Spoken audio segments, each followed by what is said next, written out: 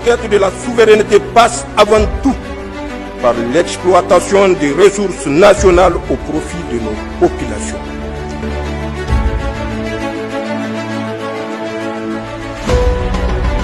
Retenez qu'à Kakaria, c'est dans la région de Difa, une nouvelle page de combat pour la souveraineté alimentaire est en train d'être écrite avec la réalisation et l'aménagement de 102 hectares pour la culture du riz, financé sur fonds propres de l'État, exécuté par l'ONAHA. Le site de Kakaria va booster la production agricole. Le gouverneur de la région de Difa a saisi cette occasion pour rendre un hommage mérité au président de la République, chef de l'État. Kakaria sur le chemin de la souveraineté alimentaire. C'est un reportage signé par Alio Ibrahim et Haruna Sanda. Dans le cadre de la dynamique nationale de relance du secteur agricole, une importante visite terrain a été effectuée ce matin à Kakaria par les autorités régionales de Difa, autour d'un périmètre agricole de 102 hectares entièrement aménagé sur fonds propres de l'État. Ce vaste investissement s'inscrit dans la vision stratégique de souveraineté alimentaire engagée par le président de la République, chef de l'État, le général d'armée Abdrahmane Tchani, depuis son accession à la magistrature suprême du Niger. L'objectif est clair, renforcer la production nationale, réduire la dépendance alimentaire et améliorer durablement les conditions de vie des populations nigériennes. Sur le site, les travaux réalisés témoignent de la volonté des autorités de la refondation de faire de l'agriculture un levier majeur du développement économique et de stabilité sociale dans la région de Difa. Visiblement satisfait de la qualité des infrastructures mises en place, le gouverneur de la région de Difa a exprimé sa joie de constater l'achèvement des travaux, saluant un projet structurant qui permettra aux producteurs locaux d'exploiter pleinement les potentialités agricoles de la zone. Nous sommes venus ici il y a exactement 3 mois pour lancer les travaux de réalisation de ce périmètre qui était initialement calé à 76 hectares. Puis nous avons poussé pour l'amener à 80 hectares. Et finalement, il est aujourd'hui de 102 hectares, totalement réalisé. Les travaux sont censés durer 6 mois. Nous sommes à 3 mois du délai d'exécution et pratiquement les travaux sont sur le point d'être achevés. La seule chose qui nous reste, c'est le raccordement et l'installation du groupe électrogène. Donc c'est pour dire que nous sommes extrêmement satisfaits de ce que nous avons constaté ici à Kakaria. Et c'est le lieu de rendre vraiment un vibrant hommage à l'ONAHA, à son personnel, à sa direction générale et à son démembrement de DIFA pour le travail qu'ils ont réalisé ici à Kakaria. C'est un périmètre qui va apporter une plus-value importante dans la production céréalière régionale. Nous attendons les premières saisons pour pouvoir évaluer l'apport effectif de ce périmètre dans la production céréalière, l'incidence sur les prix, mais également l'apport de ce périmètre dans ce que nous recherchons, que tout le monde connaît aujourd'hui, la souveraineté alimentaire de notre région, de notre pays. Le général de division Mohamed Ibrahim Bagdouma a également rendu un hommage appuyé au président de la République ainsi qu'à l'ensemble des autorités de la refondation pour les efforts consentis en faveur du développement rural.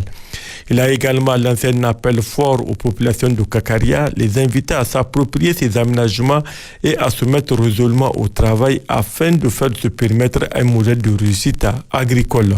Je voudrais sincèrement dire merci. Merci au président de la République, chef de l'État, son Excellence le général Abdrahmane Tchani, pour sa vision, mais surtout pour le soutien. Ils nous ont fait confiance, ils ont accepté de financer. Voilà le résultat aujourd'hui, il est palpable. Je voudrais également remercier son Excellence le Premier ministre et l'ensemble du gouvernement pour tous les appuis qu'ils ne cessent de nous apporter. À l'endroit de la population locale, je voudrais simplement leur demander de retrousser les manches et de travailler. La terre, elle est là, productive. L'eau coule à flot. Ce dont nous avons besoin aujourd'hui, c'est les bras valides pour travailler cette terre. Vive la production au périmètre de Kakaria. Cette réalisation illustre une fois de plus la détermination des autorités nationales à gagner la bataille pour la souveraineté alimentaire, condition essentielle pour garantir l'indépendance économique et la résilience des communautés face aux défis climatiques et sécuritaires. Le matin de ce vendredi 20 février 2026, au siège du Fonds de solidarité pour la sauvegarde de la patrie, plusieurs contributions ont été réceptionnées par la présidente Reki Moussa Germakoy. Un geste qui s'inscrit dans la dynamique de solidarité en faveur des priorités nationales. Moustapha Amadou et Abdraman Issaja.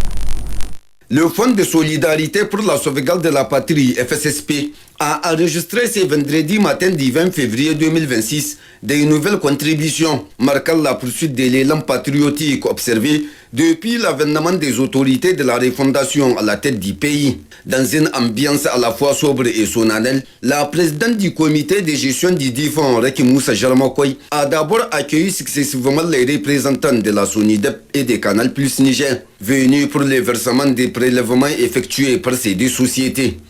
Aujourd'hui, nous sommes fiers au nom de la SONIDEP de remettre ce chèque d'un montant de 354 179 389. Ce geste issu des différents prélèvements, à savoir le Fonds de l'énergie RCI Petrolab, au titre du mois de janvier 2026. Nous exhortons la population et les autres sociétés à faire comme la SONIDEP, à amener leur cotisation au Fonds de solidarité pour pouvoir aider les forces de défense et de sécurité.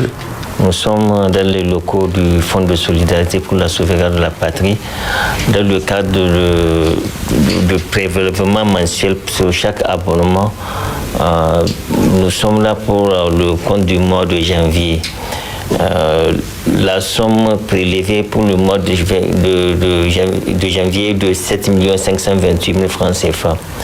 Les autres contributions enregistrées ces jours sont celles de Moussa El Haji Iliassou 1000 francs, El Haji Mahmoud Bako 500 francs, Halidou Saadou 1000 francs et enfin caporal à la retraite Maman Garba domicilié à Djambala 2000 francs.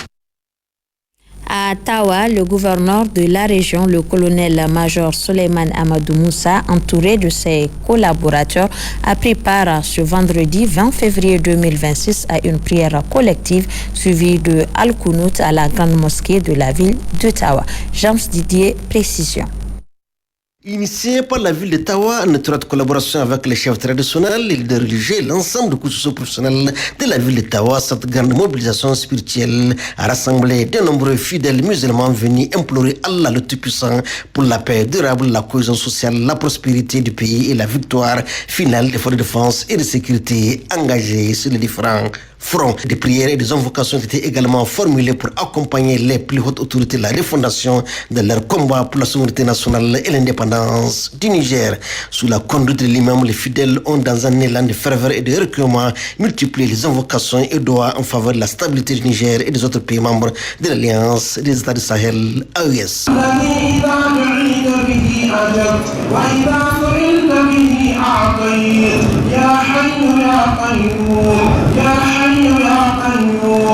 Prenant tour à tour la parole, le chef de canton de Tawa, le chef du groupement Pearl ainsi que l'administrateur de la ville de Tawa ont salué la mobilisation constante des populations. Ils ont exhorté les fidèles à intensifier les prières tout au long de ce mois béni de Ramadan, tout en appelant à l'unité, à la solidarité et au civisme. L'administrateur de la ville de Tawa, Sabi Moussa, a également décliné le programme d'une série de prières collectives prévues tout au long de ce mois béni de Ramadan. Nous avons compté le nombre de vendredis du mois de Ramadan qui sont au nombre de 4 et nous avons divisé 53 par 4. Ceci nous a donné 4 groupes, un groupe A, un groupe B, un groupe C et un groupe D. Si vous prenez le groupe A, lui il va prendre le premier vendredi, c'est-à-dire aujourd'hui. Donc, et aujourd'hui nous avons environ 35 mosquées qui vont prier en même temps, qui vont prier Al-Kounout en même temps. Ceci, c'est pour en réalité mettre tout le monde dans les mêmes conditions de travail. Dans son intervention, le gouverneur, le colonel-major Soleiman Amadou Moussa, après avoir transmis les salutations fraternelles et patriotiques des plus hautes autorités, a félicité et encouragé les fidèles pour leur soutien indéfectible. Il a salué cette mobilisation spirituelle qu'il qualifie de témoignage fort d'engagement citoyen et de patriotisme. Nous allons continuer à intensifier les prières et les al-Qunut et les invocations au cours de ce mois béni de Ramadan, partout dans toutes les mosquées de la région de Tawa, afin que le Niger puisse être protégé et qu'Allah subhanahu wa ta'ala descende sa miséricorde sur toute l'étendue du Niger. Le rendez-vous est ainsi pris pour le vendredi prochain avec la même ferveur et la même mobilisation générale simultanée dans plusieurs mosquées de la ville de Tawa. D'une prière collective